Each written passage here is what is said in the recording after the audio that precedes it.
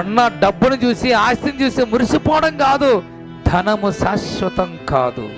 సామెతలు 11:28, ధనమును నమ్ముకున్నవాడు పాడైపోవును, నీతిమంతులు చిగురాకు వలె వృద్ధి పొందుదురు.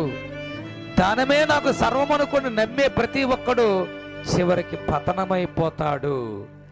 కీర్తన గ్రంథం 62:10, బలత్కారమందు నమ్మిక ఉంచకుడి, దోచుకునుడి చేత గర్వపడకుడి.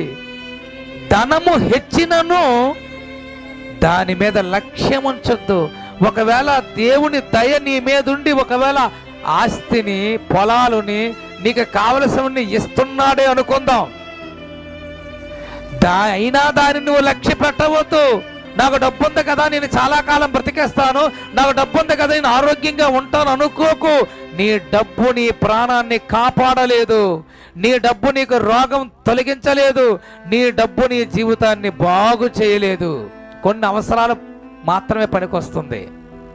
ప్రియులారా, ధనము హెచ్చినను దానిని లక్ష్య పెట్టకండి. అబ్రహాముకి వెండి బంగారములు కలిగిన వాడే, పశు సంపదలు కలిగిన వాడే, బహుధనవంతుడు అయినప్పటికీ దాన్ని లెక్క చేయకుండా బ్రతికాడు.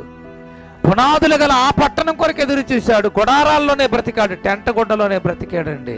పట్టించుకోలేదు అసలు. డబ్బు ఉంది, డబ్బు ఉందా, డబ్బు లేదా, ఆ పని వాళ్ళకి అప్పచెప్పాడు అంతే.